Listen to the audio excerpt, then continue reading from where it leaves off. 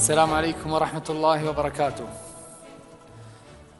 أسعد الله صباحكم بكل خير جميعا. سعداء أنكم معاكم ونتشرف أنكم معاكم في إدارة هذه الجلسة. أنا أخوكم محمد سعدون الكواري من قطر، مذيع قنوات بي إن سبورتس. شكرا. ورحب بضيفتي هايدي بيها، هي قائدة فريق أوروبا وخبيرة فيفا للاتحاد الأوروبي لكرة القدم. Please. Okay, then we'll go in English. بسم الله الرحمن الرحيم. أولا احنا سعداء أنكم معاكم ونهنيكم نيابة عن شباب قطر والخليج والعرب على فوز المملكة باستضافة كأس العالم 2034، وبإذن الله تعالى تكون أفضل نسخة على الإطلاق في تاريخ استضافة كأس العالم، وتكون نسخة مشرفة بإذن الله لنا جميعا كعرب وكخليجيين. So Heidi, welcome to the Gulf, welcome to Saudi Arabia. Before starting, I would like to hear a bit from you about your experience being here in Saudi Arabia and about Saudi winning the bid of hosting the World Cup 2034. Shukran. Assalamu alaikum. And shukran lakum, especially to Saudi Arabia, the Kingdom of Saudi Arabia, for having me here. Shukran lakum to the Crown Prince, His Highness Mohammed bin Salman, for making this possible, this great event with international media, ImpaQ 2024. I'm really excited to be here. Just 1 week after Saudi Arabia won the rights of hosting the FIFA World Cup 2034. I'm very excited and I can't wait to be there here in Saudi when the world will be hosted here. Perfect. Let's start talking a bit about FIFA. You have a fantastic, wonderful career. You've worked in UEFA, FIFA, you play football yourself, a defensive midfielder. So let's start talking a bit about FIFA. The number of countries with membership in FIFA are even much more than UN, for example, and I think much more than any other entity or organization in the world. What is the role that you think FIFA is playing today, not only in football, but the world in general, in a time where this world is a bit divided and passing into lots of challenges? You know, under the great leadership of the FIFA president, Gianni Infantino, FIFA is playing a fantastic role with him as the mastermind of FIFA and bringing FIFA really with the World Cup to the new heights, to always strive for the best. FIFA consists of 211 member associations. This means it's different countries, religions, cultures. So with the political independence, like there's no political interference, and under the great leadership of Gianni Infantino, these countries unite through football. So FIFA unites the world through football, brings together, you know, like playing a football match. We are against each other, but we are together. So this is the great power of football. And yeah, it actually will be here in Saudi Arabia in just 10 years' time. So you mentioned the differences of cultures. We remember till the World Cup 1998, the World Cup, which is, for me as an athlete, is the most important event in the world. For me, although I was a tennis player, I'm a paddle player, but for me it's bigger than Olympics by far because it's the most exciting sport in the world. So till 98, this event was exclusively happening in Europe and South America. Then Japan and Korea came, then South Africa, then Qatar, and then we're going to Morocco, we're going to Saudi Arabia. What happened? Why this big change happened from a European South American event to an event of the whole world? Yeah, so football, FIFA's mission is to make football truly global. FIFA president has a global mindset and a great leadership to make football truly a global game, and that's like, you know, I was in 2022 I was at the World Cup in Qatar, and it was fantastic to see everyone come to Qatar, to Doha, to have the first World Cup in the region.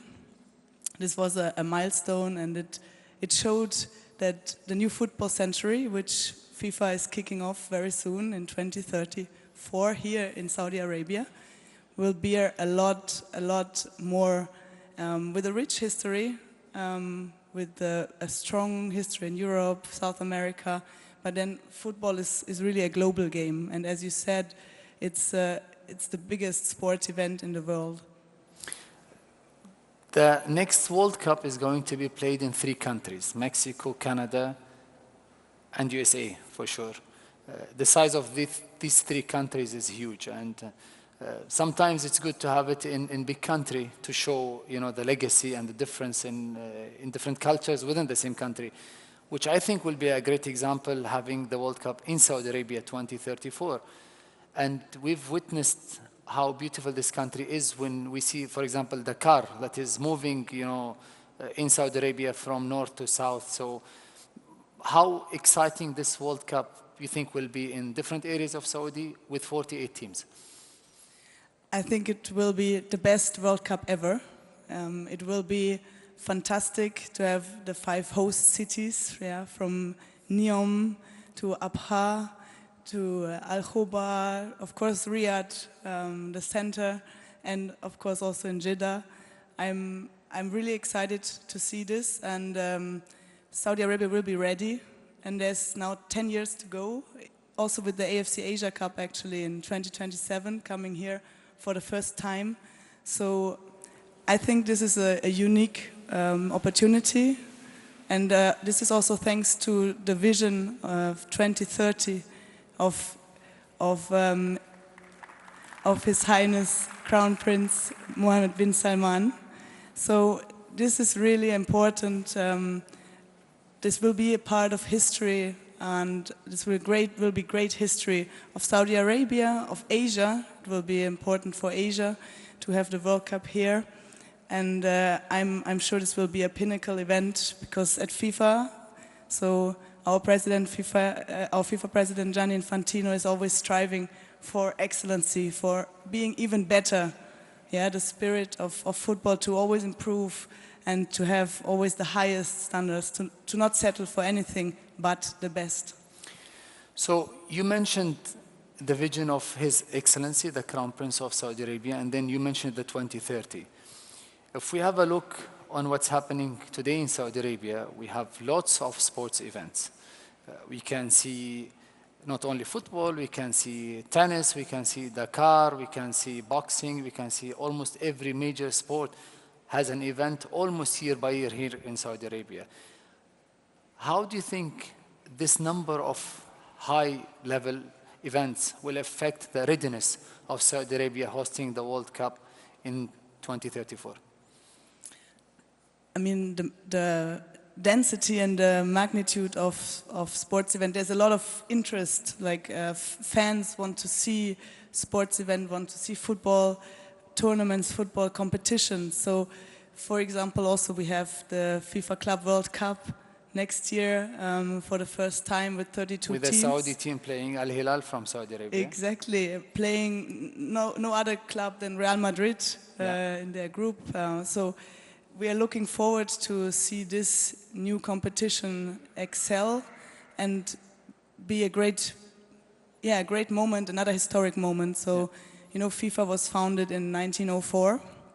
FIFA is, you could say, it's an old lady, 120 years old, but every 4 years there's a new World Cup. It's rejuvenating its own concept of success. So.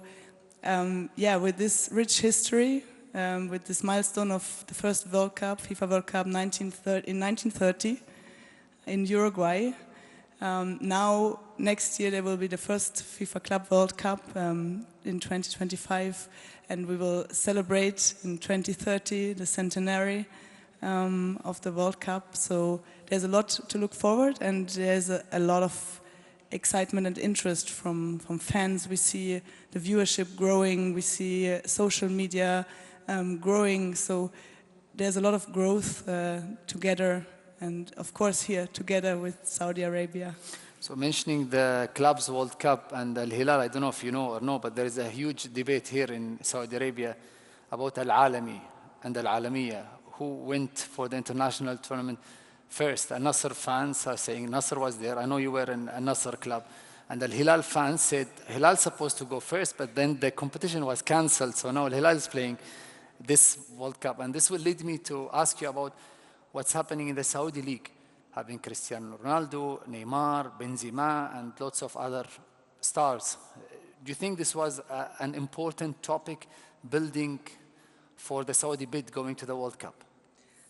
Of course, yes. Very, very important, very crucial. And just to be precise, I was in the Al Nassr Stadium and in Al Hilal Stadium. Okay, okay. So you want to say I am fair. I like both teams. Good. Then you have to visit Al Hilal and also Al Ahli and Al Jeddah in Jeddah, and then Al Ittihad in Jeddah. Okay. And then there is a Shabab in Riyadh as well. I will put this on my list. Okay. And by the way, Al Shabab has the best location in Riyadh. They have the most expensive land today because they are north of Riyadh, where the price of land is more expensive than Germany, than even New York, just to let you know. Thank you very much. Shukran. Shukran. So yeah, no, I was here when Ronaldo actually joined Al Nassr. So I was watching a game, and I was amazed by the fans, the culture. So I'm from Germany, and of course we know something about football in other countries, but I was so privileged, and this is thanks to FIFA, that I could see here the great football culture of the clubs, the tradition, how the fans chant in the stadium. Also in Qatar, with the FIFA Arab Cup, for example, and with the World Cup, of course. So I think it's very important that the Saudi Premier League has done these big transfers and has this is on this pathway of becoming, or has this vision of becoming one of the big leagues in the world. I know you've worked on lots of projects to develop football in the world with FIFA. And you mentioned the 2022 World Cup. We all remember when Saudi defeated Argentina in the opening match of Saudi and Argentina in Lusail Stadium. And this was one of the biggest winnings in the history of World Cup. Do you think that World Cup is changing gradually, especially World Cup, when it was an event that is usually, won by very, very few countries, 8 countries, and it's always South America with Uruguay, Argentina, Brazil, and few countries of Europe, England, Germany, Italy, and others. Do you think the time is getting closer, where the gap is getting close between these two teams, and we might see an African or Asian team winning or reaching the final? We saw Morocco, for example, in 2022 reaching the semi-final for the first time as an African national team. Yeah, so the 2022 FIFA World Cup was the most competitive one. We had 3 confederations represented among the last 4 teams. You mentioned Morocco. But I would like to come back to the great success and surprise of the Saudi national team, because I also remember that game very well. And I mean, half-time. And I'm sure you remember that fan who said, "Where is Messi?" after the match, no? Where is Messi? Exactly. But Messi won the World Cup in the end. Exactly, he proved everyone what a great player he is. No, but it was everything on track. Yeah, like 1-0 Argentina leading Saudi Arabia, but then Saudi Arabia really showed the world that with the great team spirit, what you can do. And I remember Coach Verena, and with his famous speech at halftime. You want to take a selfie with Messi? Exactly. So yeah, we saw what is possible. The Falcons, how they can excel when they are in their region. So I just want to imagine how it will be when the World Cup is coming here. Okay, so I'll give you a bit time to drink your water. And the thing I want to ask you about is the number of games. When FIFA announced the hosting of the next Clubs World Cup, players started talking, especially that we remember the 2022 World Cup was played in the middle of the season. For me, as a TV presenter presenting the Premier League, Champions League, La Liga almost week by week on BN was fantastic timing to watch the World Cup in November, December, because we saw that every player was at the peak. But then they started to complain a bit about the number of games, about injuries. So what do you think? We are excited because we watch a beautiful football games almost every week, but some are saying this is too much for the players. Yeah, this debate is very important because the players are at the heart, at the essence of the game. So it's very important. And for FIFA President Gianni Infantino, football, the players, I mean, this is top priority, and the protection of the players. So this is very important. And if we want to see the players at their best, at their best performance, obviously we have to respect and to see what is good for player welfare. And I think the international match calendar, which is also FIFA, together with all the stakeholders, with the confederations, with the club, seeking the best solution for everyone involved, keeping always, of course, the load of the players in mind. So that's why, for example, the FIFA Club World Cup is every 4 years, starting next year. And I think, you know, again, with the history, 120 years of FIFA, some football associations are even older than that, like the English FA already from the 19th century. So football always evolves, and competitions are at the heart of FIFA, of the FIFA president, and competitions together with the calendar, with national leagues, with the confederations. This is an evolving, and it's always evolving and developing over so many years. So FIFA's budget today is bigger than lots of countries, and people know and understand that football generates lots of money. Maybe we spoke earlier, and we said that the revenue of FIFA will exceed 11 billion very soon. So let's talk a bit about this relation with federations, with sponsors. Where do FIFA spend all of this, big amount of money? Yeah, thanks to the success of the FIFA World Cup and record revenues. Actually, when FIFA President Gianni Infantino took over in 2016, the revenues were about 6 billion, and now we are projecting 11 billion until 2026 for this current 4-year cycle. So this is a huge success, and this is thanks to FIFA President Gianni Infantino. He's really a mastermind behind all this. And so when he took over FIFA in 2016, FIFA was like something like a hospital under construction. And now it's a beautiful clinic. It generates so much money, and FIFA, with its 211 member association, shares this money. So reinvests it, gives it back to football, for infrastructure projects, for talent development, for a lot of activities through its member associations. So while professionalizing and growing the FIFA World Cup, so the pinnacle competition in marketing and involvement of communication, of course refereeing, very important, of technology, VAR, we have seen all this. And then this together with all the efforts of the FIFA member associations, where the FIFA Forward program is the main development program, where FIFA gives back billions worldwide to the associations, to, for example, let me pick a small country in Europe, Albania. They have, if you see now their headquarters, they are financed by FIFA Forward. They are beautiful. They have football pitches around their headquarters where the youth national teams can play with the tribune. They can camp there. They can train. So they have a new stadium also in their capital city. So these are really stories that that FIFA, through sharing the revenues of the World Cup, can, through the member associations, can create. You work closely with Gianni Infantino, and you mentioned this personality. And I have a personal question, which wasn't in the script, about him and about his leadership style. What I witnessed since he joined this position, that he tried to bring almost everyone. He was one of the few leaders who brought, for example, Pelé and Maradona together.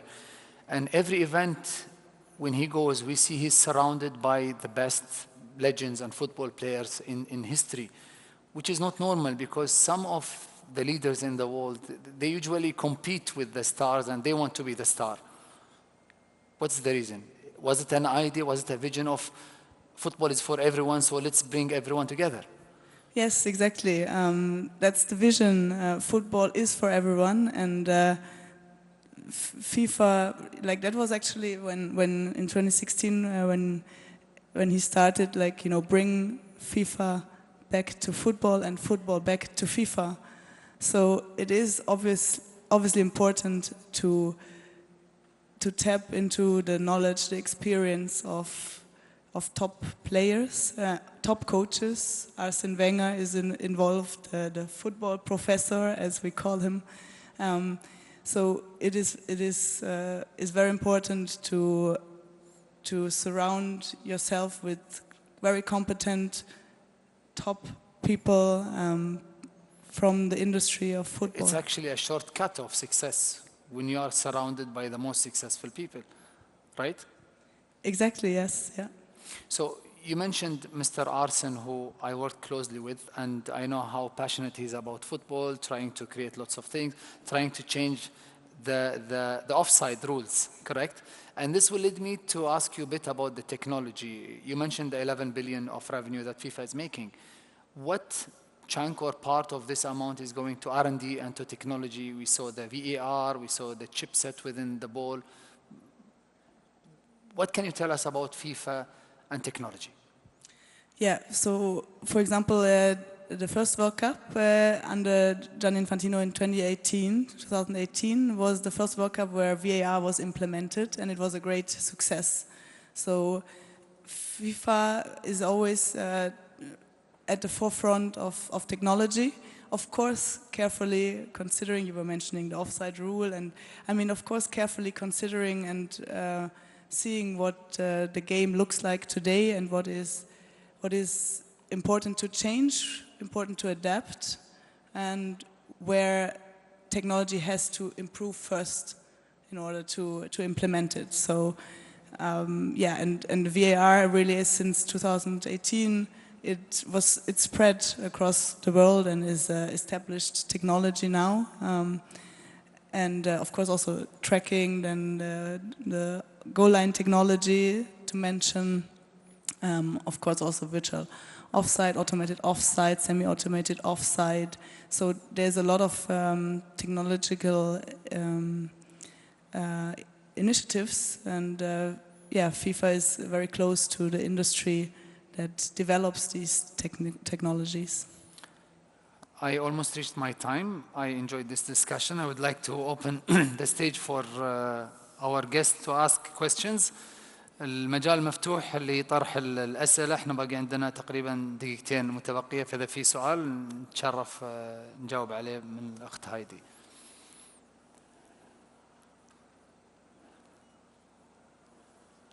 تفضل.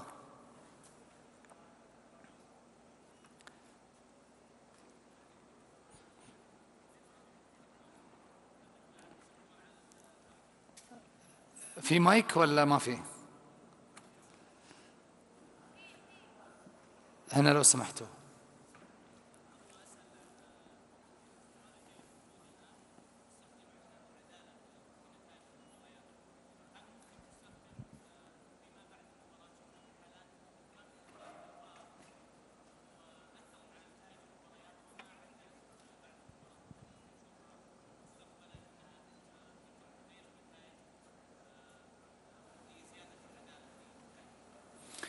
So Can you give him the mic, please? So what I understood from his question was about the VAR and using technology in football. And can we reach one day of maximum fairness of football? Because he's saying while using the VAR, also lots of mistakes happened and some unfair results, although VAR was there. Thank you very much for this very important question. So we at FIFA always carefully look at the statistics, and they show that mistakes overall are reduced. Of course, there's always an exception where mistakes still happen. We are humans, and it can still happen. But with VAR, we reduce the number of mistakes tremendously. So thanks to technology, we are improving the human capacity, but the perfection can still even be better. Heidi, thank you very much. Time is over, so if you want to end with a small word for Saudi or for the people taking care of this ImpaQ event, please. Thank you, Mohammed. Shukran lakum. As I said, I'm so excited to see the build-up the next 10 years. I'm very, very, very sure that this will be the best World Cup ever, and I think Saudi Arabia, the kingdom, is a fantastic place to have the World Cup here, coming here. Thank you very much.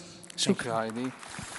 شكرا لكم حضور الكريم على المتابعة، ونتمنى يكون الحوار يعني كان مفيد للجميع بإذن الله تعالى. مرة أخرى نشكركم على الاستضافة، ونتابع يعني كقطريين بشغف باهتمام بإعجاب ما يحدث في المملكة في جميع الأصعدة. نتمنى لكم مزيد من النجاح بإذن الله تعالى، وإن شاء الله نشوفكم على خير. السلام عليكم.